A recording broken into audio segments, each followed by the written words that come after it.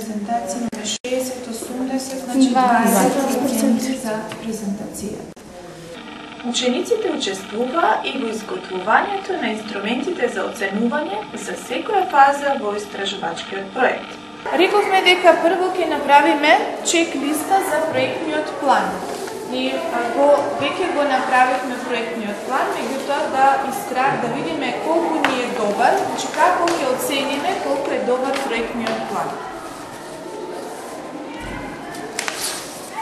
Што се треба да содржи еден проектен план, за да видиме, да провериме дали можеме да го оцениме, на кој начин. Значи, прво, има добро дефиниран наслов. Значи,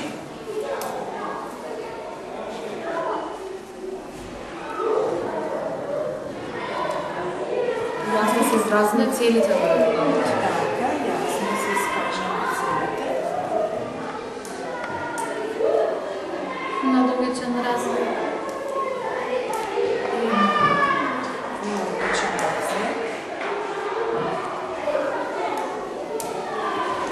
Може би дека планот ги содржи сите фази? Да, застапени се сите фази. Потребни за напред.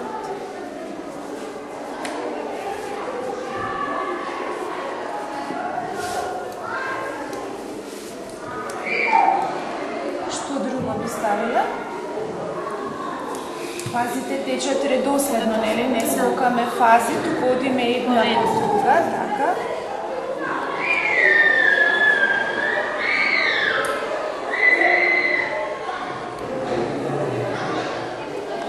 Секоја фаза дефинирана што се работи. Добро организирана. Значи, фазите се дефинирани.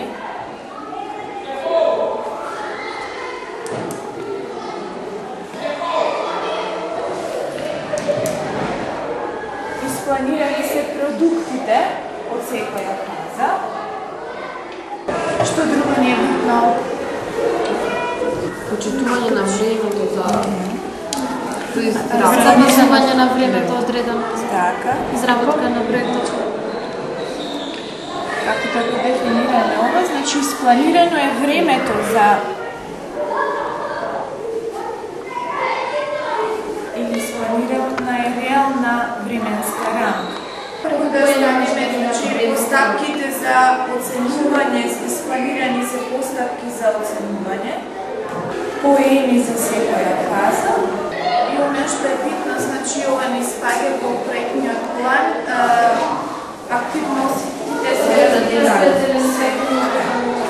ќе направиме една аналитичка листа која што ќе имаме поени од 1 до 4. Да речеме, што ќе оценуваме за истражувањето. Што мислите вие, што треба да влезе во оценувањето на едно истражување? Како е применето истражувањето, дали прашањата се поврзани со темата? И како се искористени полактиците од анкетите? Дали оригиналноста, креативноста напред? Истражувањето покажале дека учениците постигнуваат подобри резултати доколку се потполно вклучени во процесот на учење и оценување, но и доколку добиваат благовремена и соодветна повратна информација. Следуваше оценување и самооценување на проектниот план, но и корекција на процентите за првата и втората фаза. Учениците ја сватија важноста и тежината на првата фаза откако го изготвија планот, па затоа на оваа фаза и додадоа уште 5% за сметка на втората фаза. Така сега, првата фаза тежи 25%, а втората 20% од вкупните бодови. Бидејќи ние изработивме инструменти за оценување на сите фази од проектот, го имаме образецот и го имаме пополнет образецот за групен проект, значи проектниот план го имаме, да провериме дали ни е валидна чек-листата. Значи, оно што го сработивме, дали ни одговара на нашиот план. Ајде да провериме. Дефиниран наслов имаме.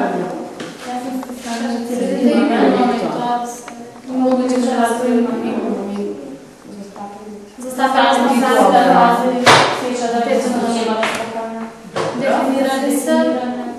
фазите течат редоследно. Така, имаме план, имаме дневници, извештај и презентација.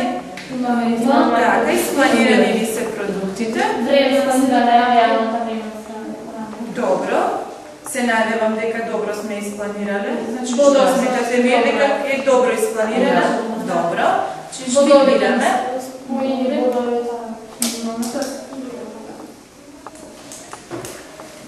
Значи, испланиравме постапки за оценување, чек-листа во проектниот план, бодовна листа, скала на вреднување и чек-листа за презентацијата. Мислам дека реално ги оценуваме.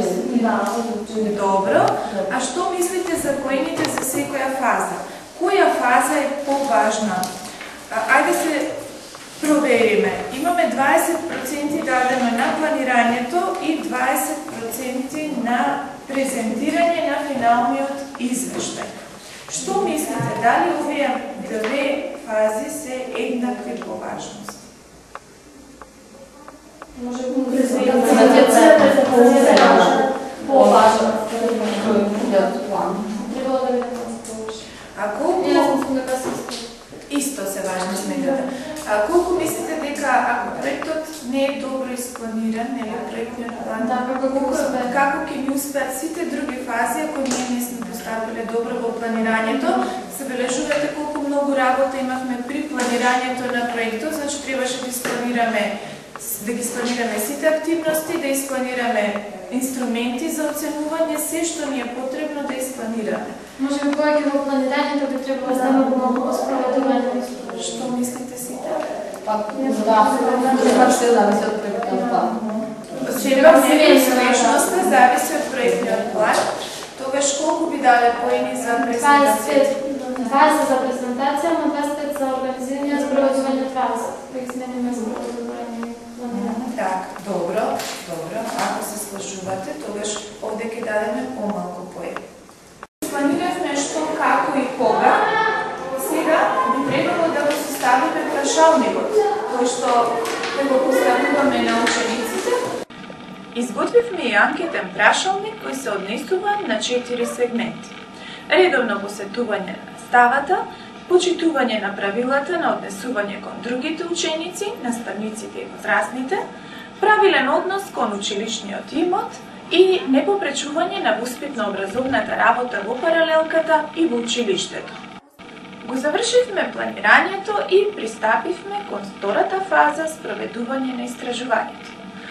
Како што напоменавме погоре, група ученици од 8 оделение спроведуваат истражување меѓу учениците од 5 до 8 за нивната лојалност кон училиштето.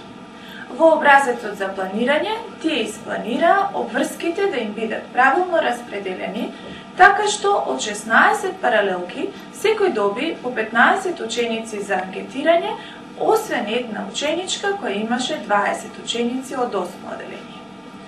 Анкетирањето се вршеше по случаен избор, односно се определија пореден број да изберат по 5 ученици од секоја паралелка. Дали ја попречуваш воспитно образовната настава во паралелката и во училиштето? Па, може да се каже понекогаш. Дали ги почитуваш другите ученици наставниците или учиш? Дали редовно ја посетуваш наставата? Да, редовно. Како се однесуваш кон училишниот имот? Почитуваш?